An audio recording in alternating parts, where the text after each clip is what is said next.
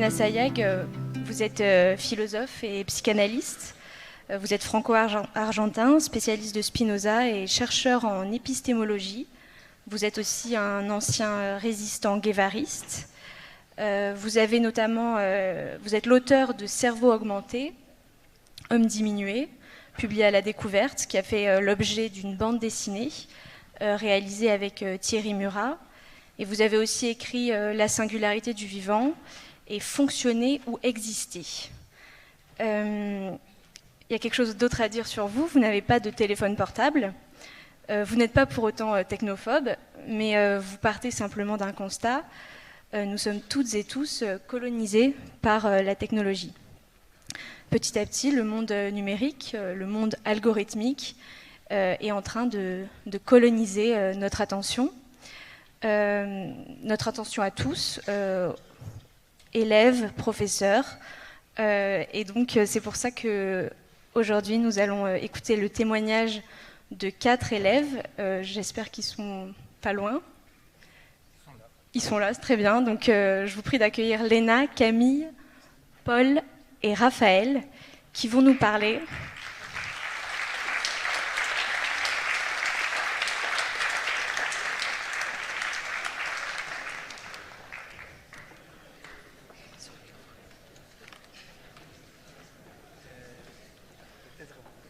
Bonjour.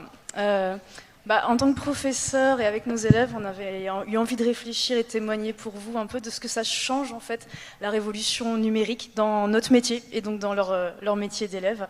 La première chose que je me suis dite quand j'ai essayé de réfléchir à cette question, c'est qu'en réalité c'est une illusion, le fait que la révolution numérique change quelque chose.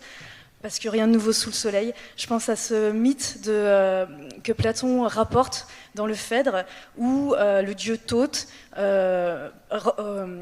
explique au pharaon Thammuz qu'il vient d'inventer quelque chose de merveilleux, quelque chose qui va révolutionner la pédagogie, et c'est l'écriture.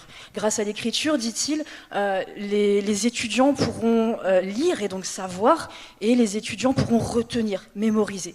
Et face à cette innovation pédagogique, Thammuz est assez sceptique et lui dit quelque chose comme « ils auront l'apparence d'être savants sans l'être » parce qu'il ne suffit pas de lire quelque chose pour le comprendre authentiquement. Et de plus, ajoute-t-il, la mémoire que vous croyez pouvoir augmenter, à force de ne pas être utilisée, sera au contraire probablement réduite.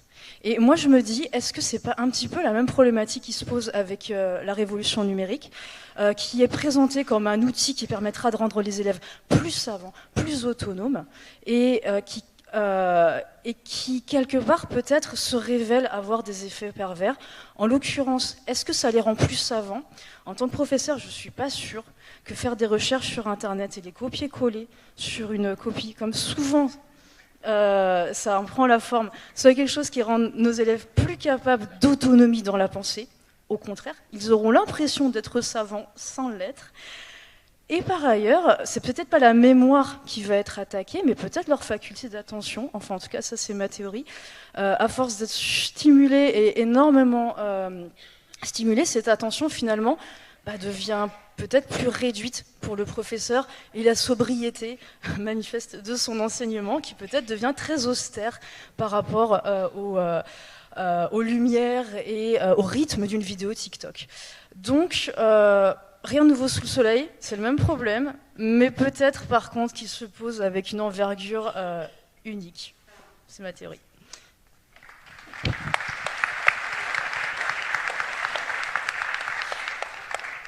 Voilà, je complète aussi le témoignage de Nolwenn avec peut-être une ouverture, une remise en question qu'on vous soumet aussi. Malgré tout, pendant toute la préparation de ces ateliers, justement, moi j'ai été assez frappée par la capacité de réflexivité des élèves et par leur capacité à s'interroger eux-mêmes sur leurs usages du numérique. Et peut-être alors qu'il y a une question commune que l'on a à se poser au sein de la classe de l'usage que l'on fait de ces nouveaux moyens.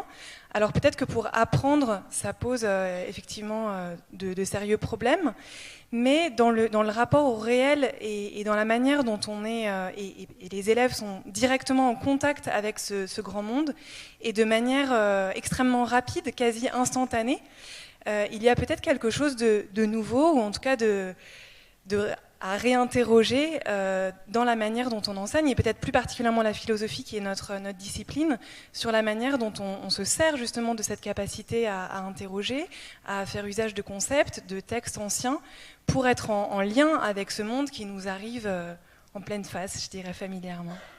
Voilà le questionnement qu'on se pose aussi avant un dernier aspect. Bonsoir.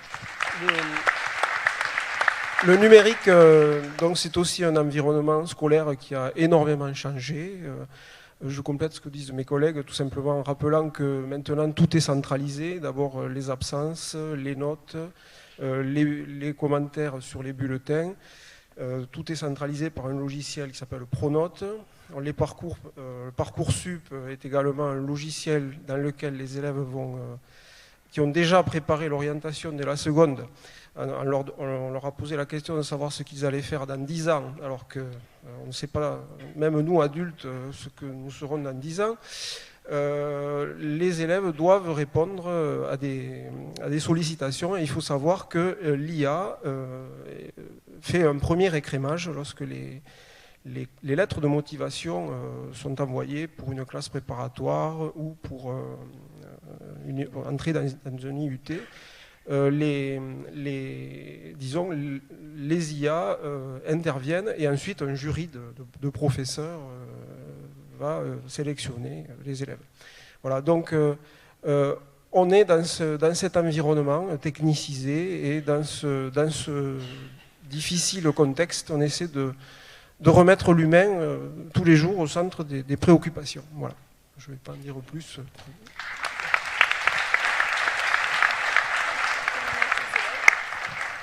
Bonjour, du coup, Raphaël, Paul, Léna et moi-même, Camille, avons décidé de venir vous faire le témoignage de la place que prend le numérique dans nos apprentissages aujourd'hui. Donc on en a discuté pendant quelques heures et nous sommes venus au point de parler de Pronote. Pronote, c'est une application qui nous permet d'avoir nos emplois du temps, nos notes en temps réel et ainsi de aussi communiquer avec les professeurs. Donc on a commencé par dire que le numérique brise en fait le mur intimité qu'on a à l'école. Intimité et le mur aussi école. Donc ça veut dire qu'en fait, même quand on est chez soi, à la maison, on pense en fait à l'école. Et donc du coup aux notes, et on va vous lister les avantages de l'application. Bonjour, moi c'est Paul. Et donc je vais vous présenter les avantages de ces applications. Donc pour nous, les élèves, ça nous permet aussi d'avoir des rapports avec les professeurs beaucoup plus personnels dans les questions qu'on peut leur poser, d'avoir un peu plus de temps pour leur poser des questions et d'avoir des interactions avec eux. Ensuite, ça nous permet aussi d'avoir accès à beaucoup plus de nos notes en direct. Également aussi, ça nous permet de pouvoir rattraper nos cours, d'avoir accès à des documents tels que des liens vers des vidéos, etc. pour nous aider dans les cours. Ensuite, on a aussi des interactions avec les autres élèves qui peuvent nous aider. Ça, c'est plus sur les réseaux sociaux, donc on va avoir des groupes de classe. Donc ils vont nous aider surtout à rattraper les cours, etc.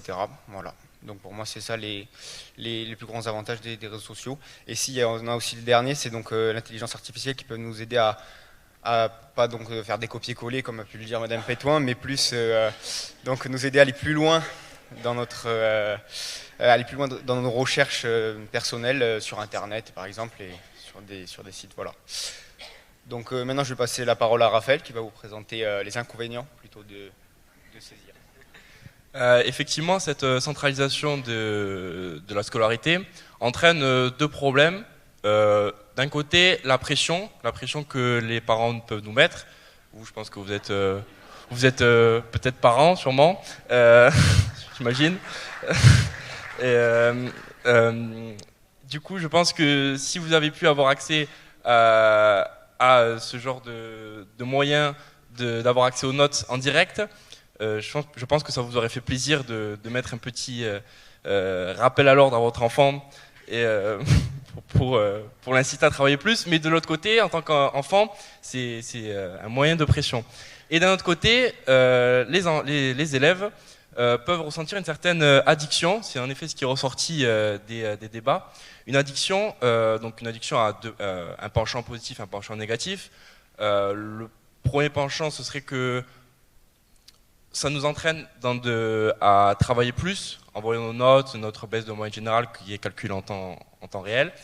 Et aussi, donc du coup, le penchant négatif, ce serait qu'on le regarde beaucoup trop souvent. Notre téléphone a accès à Pronote et on regarde Pronote de façon qui pourrait s'apparenter à de l'addiction. Bonjour, pour rebondir sur ce que vient de dire Raphaël, il y a donc Pronote, d'autres plateformes comme Moodle qui nous permettent d'avoir les cours en temps réel, de vraiment pouvoir rattraper quand on est absent, mais il y a aussi les réseaux sociaux comme Instagram, TikTok, qui créent une véritable addiction et qui, pour rebondir sur ce que disaient nos professeurs, la capacité d'attention qui est vraiment réduite avec les vidéos de 15 secondes. Donc moi j'ai remarqué en tout cas une baisse de concentration, donc je ne pouvais pas rester concentrée sur mes devoirs plus de 15 minutes et on a fait un sondage en classe et entre 30 minutes c'était vraiment le maximum de concentration, donc on n'a pas pu... on a trouvé ça en tout cas assez choquant et vraiment le fait d'arrêter les réseaux sociaux ou en tout cas de limiter, on a réussi en tout cas à récupérer une capacité d'attention qui est un peu plus grande et ce qu'on n'avait pas du tout avec les réseaux sociaux, puisqu'on s'est rendu compte qu'en ayant les téléphones à côté de nous, à portée de main quand on travaillait, en fait on n'était pas du tout concentré sur nos devoirs, sur notre travail à la maison, mais notre capacité d'attention, en fait notre attention était dirigée directement sur notre téléphone, même sans qu'on s'en rende compte. Il suffisait de recevoir une notification pour totalement laisser tomber nos devoirs et ce qu'on devait faire pour les cours. Voilà.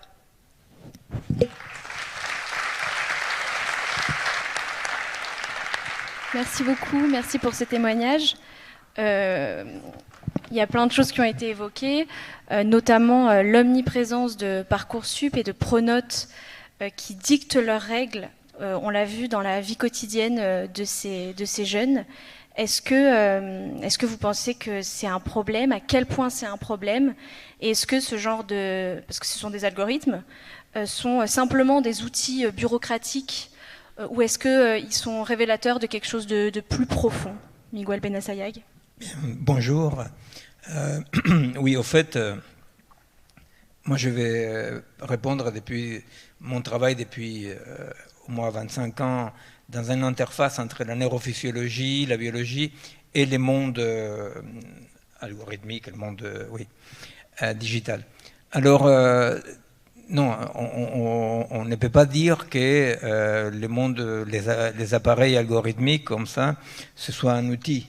Hein, c'est-à-dire un outil dans lequel on peut dominer cet outil, tout outil modifie l'utilisateur, bien entendu. Le problème, c'est la puissance des mondes algorithmiques, qui est une puissance, pour l'imaginer, donner une image horizontale qui estompe ou écrase tout ce qui vient des racines, de la longue durée, etc. Alors, au fait, pour dire clairement, on ne peut pas utiliser cette puissance du monde algorithmique sans être fortement modifié. Mais alors là, le problème, c'est un problème de temporalité, non? C'est-à-dire qu'en très très peu de temps, la plupart de nos fonctions ont été déléguées à ces appareils-là et on n'a pas eu le temps de les domestiquer. Alors le problème, c'est pas l'appareil, le problème, c'est que c'est une puissance.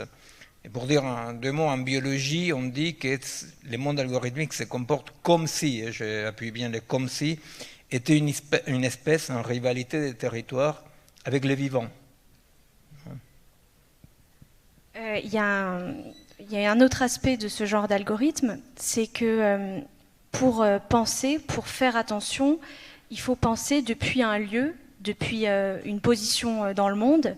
Or, ces algorithmes n'ont pas vraiment de lieu. Dans quelle mesure est-ce que c'est un problème de penser, de faire attention sans lieu, sans avoir un lieu? Oui, effectivement, l'interface algorithmique est une interface qui déterritorialise, c'est-à-dire que nous met nulle part. C'est-à-dire que quand je suis en contact avec mon appareil, virtuellement, je suis nulle part. Hein. Par exemple, là, je viens de rentrer chez moi en Argentine Et quand je vois un petit Indien dans les hauts plateaux des Andes qui utilise la même interface avec le monde qu'un petit Suisse à Zurich, il y a quelque chose là qui est quand même compliqué, vous voyez, parce qu'à vrai dire, cette interface, c'est une interface qui devient prioritaire par rapport au monde environnant. Non? Alors, oui. Et concernant Parcoursup, c'est un point, pour revenir sur les adolescents, un point assez grave, parce que c'est vraiment imbriqué dans leur quotidien. Au moment de faire leurs vœux, donc de choisir le métier qu'ils vont faire plus tard, ils sont obligés de répondre très rapidement. Donc je crois que le délai, c'est 1 ou 2 jours aux propositions qui leur sont faites. Sinon, elles s'autodétruisent. Et donc, il y a vraiment l'idée pour revenir sur cette question de la temporalité, que petit à petit, insidieusement, une temporalité nouvelle, plutôt déshumanisée, s'immisce un peu dans notre quotidien. Et dans quelle mesure s'en détacher? Est-ce qu'il faut faire comme vous? Est-ce qu'il faut ne plus avoir de téléphone? Comment faire quand on n'a pas le choix? Non, là, c'est que je réserve. C'est vrai que je n'ai pas de portable parce que ça me déplaît, mais pour mes recherches, j'utilise des appareils très compliqués et tous digital. Ne vous en faites pas. Ne vous en faites pas. Mais bon, effectivement, la question des Parcoursup ou des comment ça s'appelle Pronote. Nous voyons bien comment sont des pratiques qui déstructurent. C'est ce qui était dit par un des élèves. Hein. Il n'y a plus d'intérieur, extérieur. C'est une sorte de promiscuité comme ça, générale, qu'on voit bien que déjà dans pas mal des postes de travail s'est opérée cette colonisation comme ça, dans lesquels il n'y a plus un intérieur, un extérieur, il n'y a plus la structure, il n'y a plus cette distance quand même nécessaire pour se structurer et pour structurer aussi les rapports sociaux. Alors, que c'est pratique, ça, aucun doute que c'est pratique. Le problème, c'est que c'est tellement envahissant, on est tellement fasciné par les possibles, qui sont des possibles réels, qu'on ne voit pas, comme le voulait Rousseau, non? Il dit avec les progrès, le problème c'est qu'on voit ce qu'on gagne, mais on ignore ce qu'on perd, n'est-ce pas? Et voilà, moi je pense qu'il faut être prudent, c'est-à-dire qu'il faut être prudent parce que cette perte de structuration, cette promiscuité comme ça, moi tout ça je le travaille d'une façon très terre à terre, matériellement en neurophysiologie, c'est-à-dire que nous voyons les noyaux qui s'atrophient, nous voyons quand même les conséquences qui sont bien réelles, non pas étant donné la méchanceté de l'appareil, mais étant donné la rapidité, la massivité de son utilisation. Non? Absolument. Il y a, dans ce que vous étudiez au quotidien, il y a l'importance du corps, de l'idée qu'on pense depuis un corps, avec son corps. Or, dans quelle mesure on oublie petit à petit notre corps et comment ça se voit concrètement qu'on ne pense plus avec et par son corps? Oui, il y a 2 choses, non, là, importantes. Une, le corps, et l'autre, la temporalité. Par rapport au corps, ce que je peux dire d'une façon un peu rapide, après, bon, on peut revenir, je ne sais pas comment. Et c'est vrai qu'il y a une différence entre être informé et comprendre. La compréhension, pour dire comme ça, la compréhension est un phénomène corporel, d'un corps situé parmi des corps. C'est-à-dire, je comprends quelque chose parce que je l'expérimente. Et même, je comprends beaucoup plus de choses que c'est dont j'ai conscience d'être informé. Vous voyez, c'est-à-dire que pour le dire comme ça, je peux comprendre beaucoup de choses sans être consciemment informé. Par contre, l'information qui arrive directement de façon symbolique comme ça à la terrasse, non, à la conscience, ne modifie rien et s'efface. Alors, par rapport à ça, juste quelque chose que maintenant tout le monde connaît, mais moi j'ai participé il y a très longtemps aux premières expériences là-dessus, pour voir avec l'imagerie cérébrale, non, voir un tout petit peu que les voies qui empruntent la lecture sur écran ne sont pas les mêmes, vous savez, c'est très connu maintenant, que la lecture sur papier. Et on voit que la lecture sur écran emprunte des voies de ce qu'on appelle la mémoire de travail, une mémoire qui s'efface, une mémoire qui ne modifie pas les réseaux neuronaux, etc. Par contre, sur papier, s'emprunte d'autres voies, c'est ce qu'on appelle la mémoire profonde, la lecture profonde, etc., bon, qui modifie physiologiquement et anatomiquement, les cerveaux, ça sculpte le cerveau, vous voyez. Donc, moi, j'essaye de comprendre, c'est un travail que je mène depuis quelques années pour essayer de comprendre les pourquoi de ça, parce que c'est tellement massif, ça. Mais d'autre part, la question de la temporalité, pour ne pas être trop long, la question de la temporalité, vous savez, on dit les temps s'accélèrent, on n'a plus le temps, c'est quand même un peu paradoxal, parce que toutes ces machines qui sont censées nous faire gagner du temps, on n'a plus le temps de rien et sont des modes de vie très très stressants. D'un point de vue neurophysiologique et même psychiatrique, sont des modes de vie très très stressants parce que cette demande en permanence, on est en permanence comme ça, stimulé. Il y a une sorte de renversement vers l'extérieur. Bon. Alors concrètement, d'un point de vue biologique, les temps ne s'accélèrent pas. Les cycles biologiques et les cycles écologiques sont des cycles qui ont leur temporalité. Alors la seule chose qu'on peut faire, c'est écraser des cycles. Vous voyez, c'est-à-dire écraser des cycles, ça veut dire de la souris de laboratoire jusqu'au mammouth, au nous. Ça veut dire être dans des stades de stress que, comme on le sait maintenant depuis quelques années, le stress est très nocif pour l'organisme. Alors les temps s'accélèrent, ça sont des consignes qui font ce qui est très grave, c'est cette assimilation que font mes collègues, la plupart de mes collègues, qui disent entre la vie artificielle, intelligence artificielle et la vie biologique, la différence, elle est quantitative. Tout mon travail, ça semble incroyable, vraiment incroyable, que tout mon travail est pour montrer que non, que la différence, elle est qualitative. Je dis, ça semble incroyable parce que moi, je travaille effectivement pour montrer que c'est pas pareil. Or, vous demandez à un môme de 5 ans, et il dit, mais bien entendu que c'est pas pareil. Et il peut l'expérimenter, parce que vous pouvez démonter un chat, mais par contre, le remonter, déjà, c'est un peu plus compliqué, vous voyez. Alors, mais il faut savoir quand même que les dogmes dominants dans la recherche, c'est entre les deux, artificiel et biologique, il y a une nature pareille et une différence quantitative. Bon, c'est compliqué, qu'il n'y ait pas une altérité du vivant par rapport à la machine. Et parmi les raisons qui nous donnent l'impression que le temps s'accélère, il y a un peu cette idée que les applications nous rendent absents à nous-mêmes. Il me semble que vous parlez d'états sous-hypnotiques pour expliquer les effets concrets sur notre attention du monde des machines. Oui, c'est pas que moi, c'est-à-dire ça, c'est les machines justement qui nous permettent de voir. Les états sous-hypnotiques sont des états d'une sorte de polarisation neuronale, n'est-ce pas? C'est-à-dire qu'il y a une sorte de polarisation dans laquelle le cerveau, bon, il est comme capturé. Bon. Alors, oui, effectivement, c'est-à-dire, bon, pour comprendre ça rapidement, on peut dire que si on met de la musique ici, la musique va ajouter une dimension à notre rencontre. Si on met une télévision, la télévision agit comme un entonnoir. L'entonnoir met déjà dans un état un peu sous-hypnotique, de dépendance. Par contre, les rapports avec les téléphones portables, par exemple, est un rapport d'encapsulement. C'est-à-dire que ça encapsule nos voies afférentes, n'est-ce pas? C'est-à-dire toutes les voies perceptives sont comme encapsulées.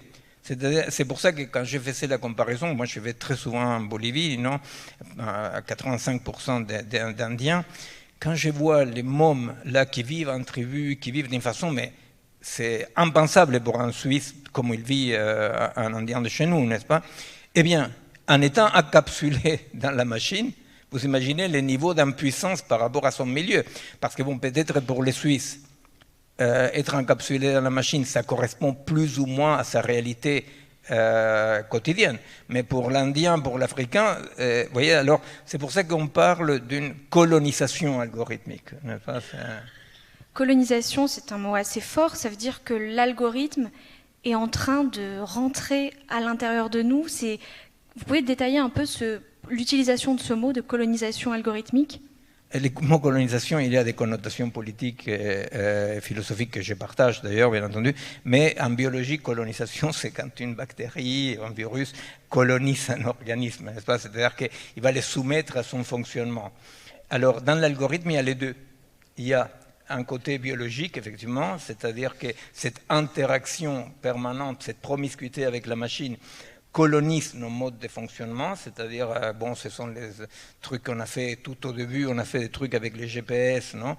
C'est-à-dire, il y avait un groupe de chauffeurs de taxi débutants en France, à Paris, et autres à Londres, parce que ce sont des villes labyrinthiques, non?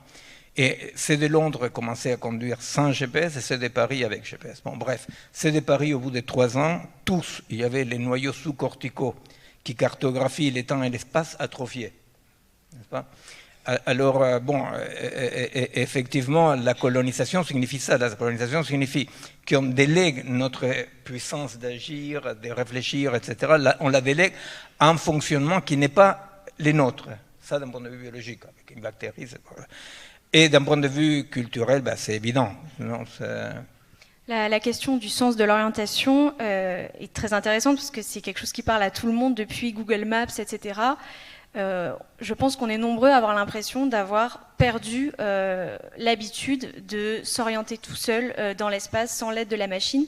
Est-ce qu'il y a d'autres sens qui sont atrophiés, voire qui s'anéantissent petit à petit? Bon, anéantissent, c'est un peu fort. Disons que, bon, par rapport à l'espace-temporalité, déjà, un tout petit peu là-dessus, il faut savoir, par exemple, que quelqu'un, que ces noyaux sous-corticaux, fonctionnent plus ou moins bien. On les met dans un endroit qu'il ne connaît pas, qui n'a jamais été là, il va trouver des points de repère. Vous voyez, c'est-à-dire des points de repère qui ont à voir avec des fonctionnements très subtils qui sont les mêmes qu'utilise un oiseau migrateur peut-être, sauf que chez nous, ce n'est pas très développé. Mais c'est-à-dire qu'on peut se repérer parce qu'on est un corps parmi des corps en action. Vous voyez? Et par contre, quelqu'un qui a les noyaux atrophiés, chez lui, fait pipi dans l'armoire. Est-ce que c'est réversible? Alors, c'est ce qui demandaient les chauffeurs de taxi. Clara ne faisait pas partie des chauffeurs de taxi, je témoigne, mais tous les chauffeurs de taxi nous demandaient, parce que nous, on était très contents, et ils étaient déjà un peu moins contents. Nous, on était contents parce qu'on avait montré quand même, oui, il y a une atrophie des noyaux, etc. Et tout d'un coup, on se retourne et on voit qu'ils se faisaient un peu la gueule quand même. Et alors, ils disent, mais c'est réversible. Et alors on dit, absolument réversible, c'est la plasticité cérébrale, sauf que comme ils ont continué à conduire avec GPS. Et dans quelle mesure, sur un plan plus éthique, le monde algorithmique empêche la possibilité d'une vraie rencontre, d'une vraie discussion comme celle qu'on peut avoir aujourd'hui? Alors là, il y avait au moins 3 professeurs de philosophie, non? Alors effectivement, l'éthique, d'un point de vue spinoziste, c'est la capacité d'agir, n'est-ce pas? C'est-à-dire cette joie de la puissance d'agir, etc. Et bah, dans ces sens-là de l'éthique, n'est-ce pas, bah, il y a quelque chose dans cette colonisation, dans cet fonctionnement sans une altérité, etc., qui est pour le moins compliqué. Oui. C'est-à-dire, je suis convaincu, alors là, un tout petit peu, je saute du côté un peu plus psychiatrique, social, sans doute des niveaux de violence, beaucoup de diagnostics d'hyperactivité, etc., ont à voir avec ce seuil synaptique très, très, très accéléré de feedback qui fait que quand le pauvre prof le dit à l'élève, bon, maintenant c'est calme, on va expliquer quelque chose, l'autre il n'a pas les ressources, c'est ce qu'il disait la jeune femme, hein, c'est-à-dire, ils n'ont pas les ressources neuronaux comme pour se calmer et se concentrer, n'est-ce pas? Alors, c'est fantastique. Il y avait aussi les défenseurs des algorithmes. Alors, c'est fantastique, c'est-à-dire que c'est une révolution seulement comparable anthropologiquement à quand l'humanité devient une par le développement de la langue donc articulée, pas la communication, comme il y avait. C'est seulement comparable à la langue et à l'écriture. La révolution qu'on est en train de vivre. Simplement la langue, bon, voilà. L'écriture, 5000 ans. Il y a des centaines et des centaines de milliers, m'ont dit, d'écritures qui sont échouées, certaines, non? Mais les écritures donc sont territorialisées. C'est vrai ce que disait la professeure, de Socrate, effectivement, qui va refuser. Non, Socrate, il dit non, si j'écris, ça va se perdre, n'est-ce pas? C'est une sorte de virtualisation des pertes. Bon. Mais malgré tout, il y a eu des milliers d'écritures, très peu ont réussi à survivre, très bien, donc sont territorialisées. Et nous savons qu'une écriture permet de dire certaines choses et empêche de dire autre chose. C'est le problème de la tragédie des traducteurs, etc. Mais ce sont 5000 ans de l'écriture, et encore il y a des peuples non alphabétisés, et dans les grandes villes, plus de la moitié des habitants sont désalphabétisés, c'est-à-dire qu'ils perdent. Pourquoi? Parce que domestiquer l'écriture, c'est très très dur pour le cerveau. C'est pour ça qu'on parle à 2 ans, mais pour écrire, c'est bon. Alors le problème, c'est que cette troisième révolution a pris 40 ans. Et il n'y a pas de peuple non alphabétisé en faisant la comparaison, pour ceux qui sont perdus, en faisant la comparaison avec l'alphabétisation. Non? C'est-à-dire que, au fait, s'il y a des peuples non alphabétisés, semi-alphabétisés, il y a des centaines au moins d'écritures différentes, il y a une seule écriture, et tous les habitants de la planète ont la même écriture comme rapport au monde. Vous comprenez? Alors, c'est quand même, pour les mois, quelque chose qu'il faut penser un peu. C'est-à-dire, c'est une sorte... C'est pour ça que moi, mes amis, comme ça, de la mouvance décoloniale en Amérique latine, etc., ils parlent d'un tas de colonisations et sans raison, mais presque aucun parle de la colonisation algorithmique qui globalise, virtualise la réalité d'une façon, comme je vous ai dit, c'est-à-dire une façon dans laquelle, vous voyez par exemple avec la langue, on essaye tous de tricher avec la langue, de faire dire à la langue ce qu'elle ne peut pas dire. Et à l'écriture, pareil. Vous voyez, la poésie, c'est ça. La poésie, c'est faire dire à l'écriture ce qu'elle ne peut pas dire, et on force et ça passe. Avec l'algorithme, vous ne forcez pas. Ça, je dis 2 mots simplement parce que sinon c'est... voilà, ennuyant peut-être, c'est par rapport au mode de capture du réel, pour dire comme ça. Comment les vivants capturent le réel pour les représenter, vous voyez.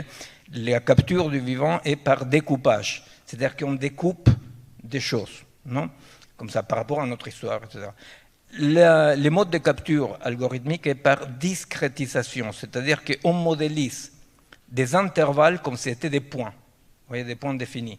Alors cette exactitude, elle est fantastique d'un certain côté, mais elle est très limitante par rapport à ce qu'est le rapport du vivant avec le monde, avec soi-même. Je vais me faire un peu l'avocat du diable, mais ChatGPT est capable d'écrire des poèmes. Est-ce qu'on peut imaginer petit à petit des algorithmes qui vont nous faire des blagues, réussir à comprendre l'implicite, le sous-entendu, ou ça vous paraît totalement illusoire et impossible? Non, je viens de sortir en Argentine, en Italie, un bouquin sur ChatGPT qui m'ont demandé de faire.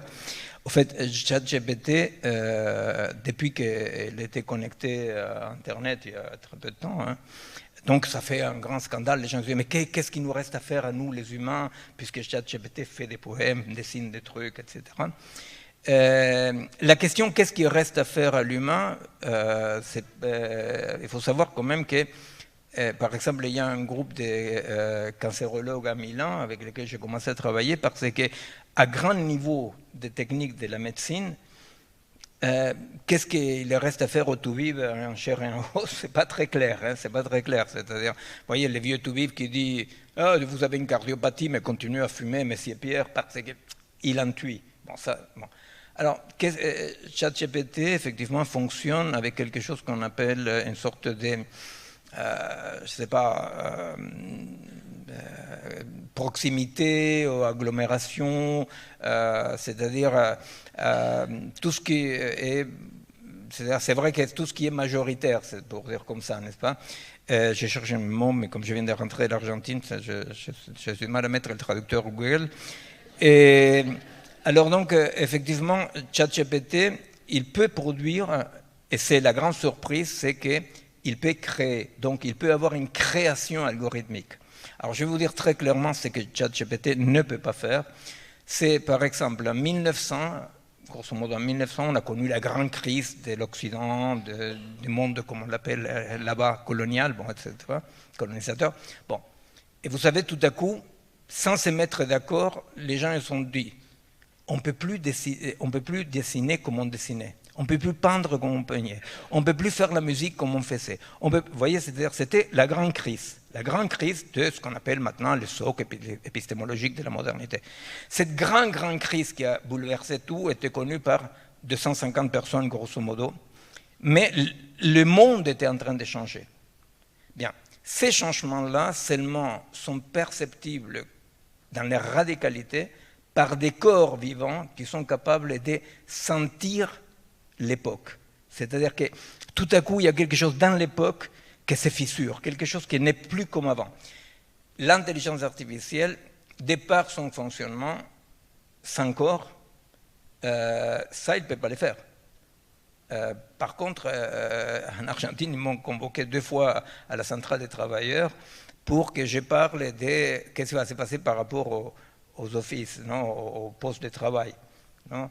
Et, effectivement, je comprends très bien la préoccupation parce que par rapport aux 125 artistes scientifiques qui se sont rendus compte, n'est-ce pas, qui reste encore nécessaire. Et ça, c'est le problème de l'altérité.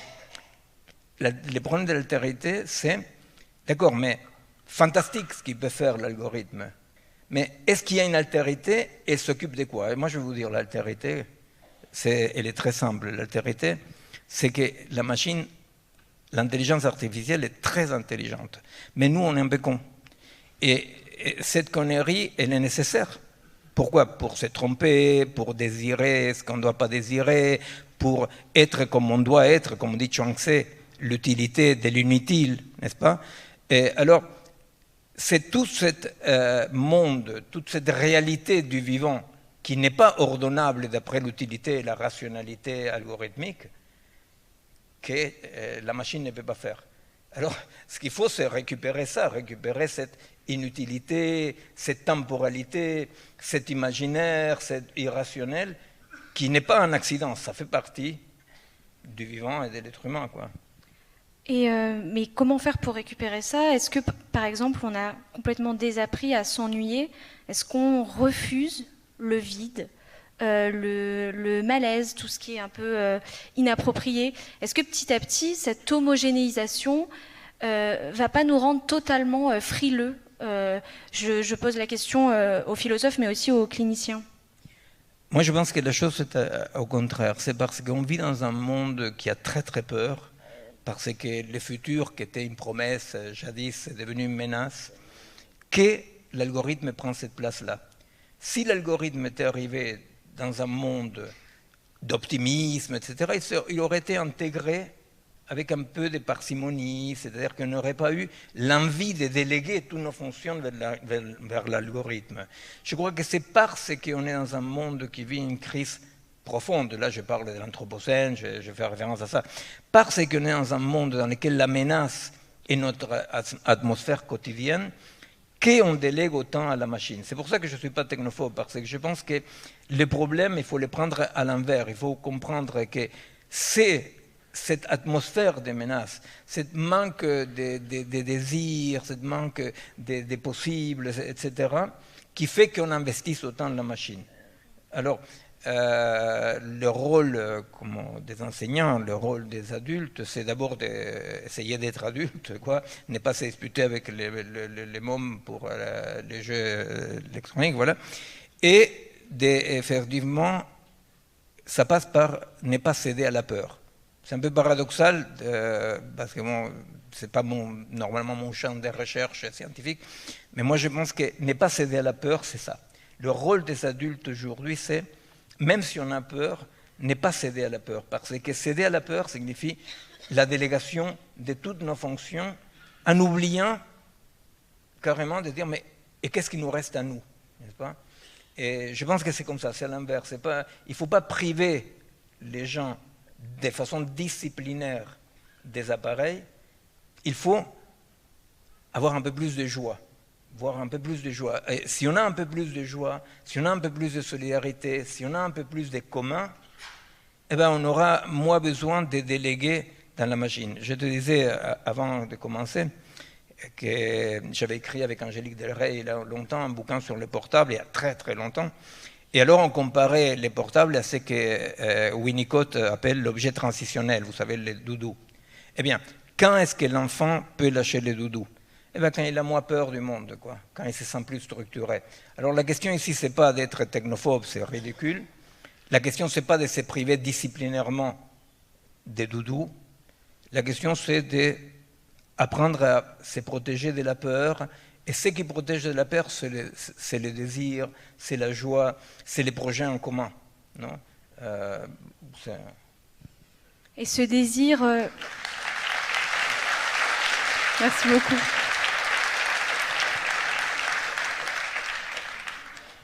Il me semble qu'on a le temps encore pour 2 ou 3 dernières questions. On a commencé avec des jeunes, on peut finir par la question des adolescents. Non, encore des jeunes, mais peut-être aussi des moins jeunes. Mais vous me disiez que vous avez travaillé avec des adolescents et vous expliquez qu'ils étaient étonnamment lucides, voire parfois plus que les adultes, sur ce que leur faisait le monde des écrans, etc. Est-ce que vous voulez revenir sur cette expérience qui a duré 6 mois avec ces jeunes? 6 mois avec les jeunes, mais c'était pendant très longtemps, oui. On était 6 mois dans un collège d'une banlieue d'Amiens. Mais c'était une expérience qu'on a fait pendant 3 ans avec la salle nationale d'Amiens, sur ça, sur le rapport du vivant avec... Et alors dans ces cadres-là, on est allé travailler 6 mois avec des élèves d'un collège. Et c'était très surprenant comment, contrairement à une vision un tout petit peu pessimiste ou myope des adultes, les jeunes, ils savaient très bien qu'ils étaient en train d'être piégés. Ils les voyaient très bien. Ça me rappelait quelque chose d'un peu déjà moins optimiste, c'est que j'ai travaillé pendant quelques temps, quand je faisais mes équivalences ici, en toxicomanie. Et c'est drôle, j'ai travaillé dans les bus méthadone de Médecins du Monde, non, pendant quelques temps. Et c'est drôle parce que n'importe quel junkie connaissait 10 fois plus que moi sur la toxicomanie, n'est-ce pas?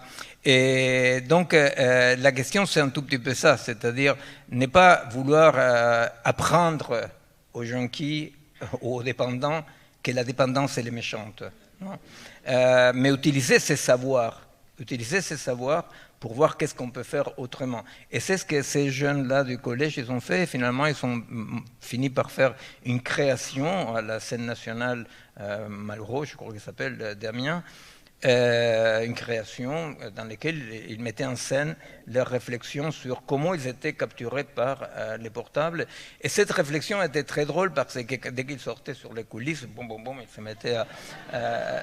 Mais quand même, je pense que voilà, c'est comme ça. C'est-à-dire, c'est tout à fait. Il n'y a pas à être pessimiste, quoi. C'est-à-dire, le pessimisme toujours fait partie du problème. Merci.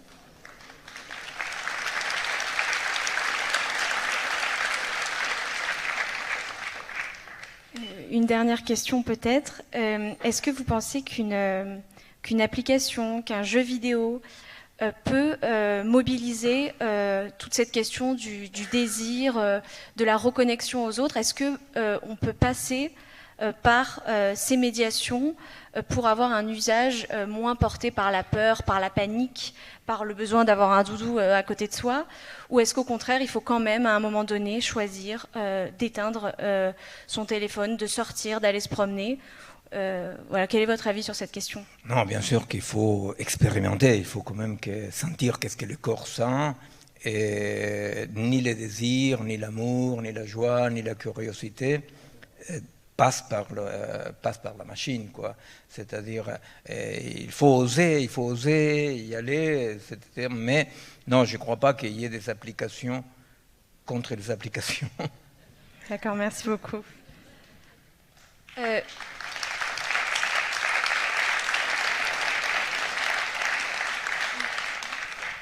On a le temps dès maintenant pour 1 ou 2 questions grand maximum. Et si après vous voulez discuter avec Miguel, vous pouvez aller à l'Agora.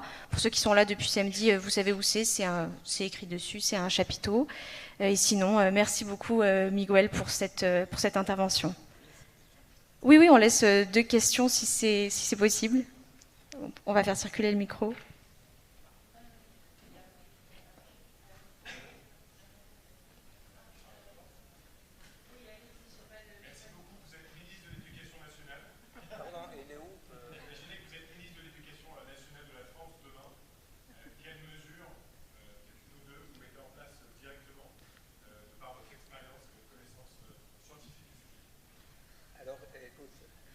j'ai vexé un tas de compatriotes parce qu'à 2 reprises, j'ai renoncé, j'ai dit que non, je ne voulais pas être ni député, ni rien du tout, parce que je crois que la puissance d'agir se trouve dans l'horizontalité de la base. Je ne crois que...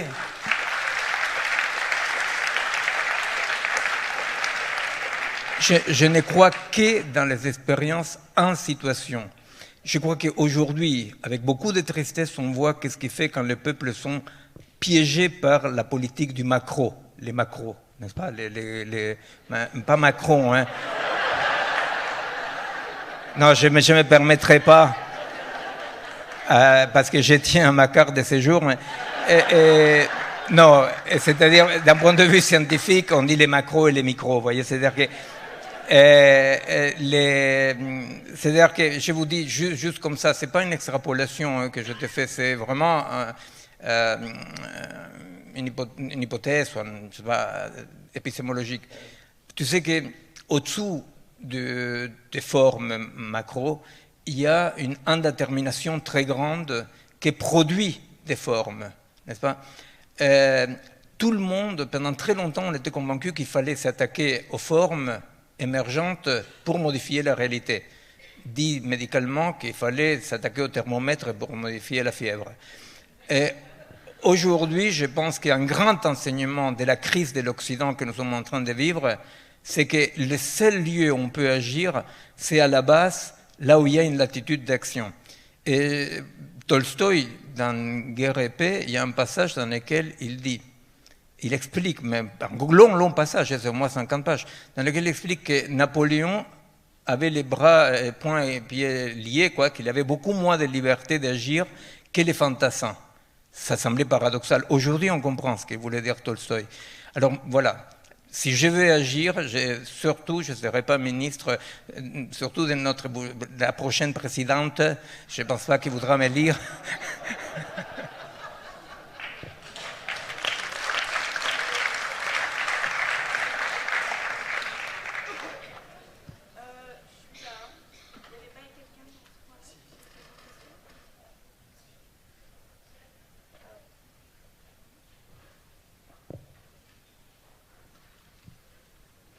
Merci beaucoup pour ces échanges très lumineux. Vous avez dit au début de votre intervention que finalement l'algorithme, la machine entrait en rivalité avec le vivant et que quelque part vous avez évoqué le terme fort de colonisation. Est-ce que d'un autre côté, je pense effectivement au téléphone portable, les pertes de mémoire qu'on y associe, les difficultés de concentration, c'est aussi parce que l'objet met à disposition ces éléments-là. On parle parfois de mémoire externe. De la même façon, les réseaux sociaux permettent d'aller très très loin, de déterritorialiser justement les relations sociales. Est-ce qu'il n'y a pas, à l'inverse, finalement, une forme d'extension un petit peu infinie, d'une forme, je ne sais pas, d'hominisation forcée, où finalement l'humain sort aussi de soi pour aller un petit peu partout, se déterritorialiser, justement. Est-ce qu'il n'y a pas ce phénomène inverse, au fond?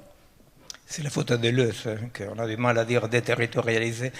Et au fait, comme la professeure l'a expliqué, si la mémoire elle est matérialisée, ils ont eu l'intuition, hein.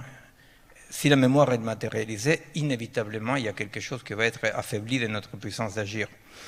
Alors, moi, ce que je constate dans la clinique comme dans la recherche, c'est que de plus en plus, on explore les possibles de la machine en oubliant nos possibles, explorer nos possibles, n'est-ce pas? C'est-à-dire que nos possibles sont les possibles de la machine. Alors, de ce point de vue-là, pour la dernière partie de votre question, je pense qu'il ne s'agit pas de récupérer une pureté du vivant par rapport à la machine. Il n'y a pas d'altérité de ce point de vue-là. Il s'agit d'aller, plutôt que d'une colonisation, vers une hybridation dans laquelle les vivants aient sa place. Une hybridation veut dire que deux entités différentes produisent une troisième dans laquelle les deux participent, n'est-ce pas? La colonisation est plutôt l'écrasement de une de deux entités. Moi, je crois que le seul avenir souhaitable est une hybridation heureuse dans laquelle, effectivement, il y aura des mutations, des modifications des modes de vie sur Terre, mais simplement, il est très important d'apprendre à s'hybrider en gardant les deux autonomies qui font partie de l'hybridation.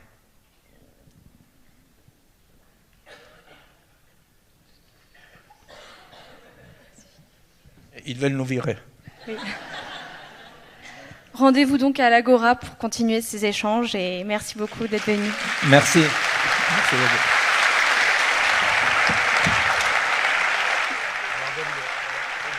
beaucoup.